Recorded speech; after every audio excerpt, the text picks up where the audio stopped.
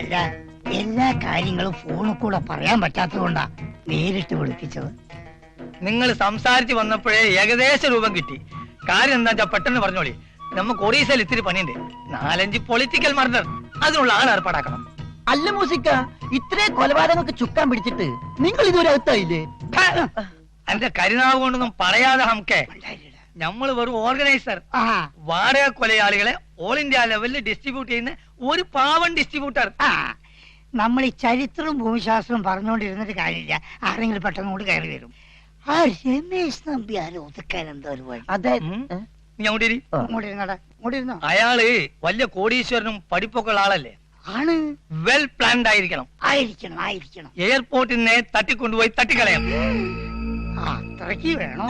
നിങ്ങൾ ബേജാറാവേണ്ട. ആലിബാബയെ വരുത്താം. Kidnapping എക്സ്പെർട്ടാ. Kidnap ചെയ്ത് തട്ടിക്കോളും. പക്ഷെ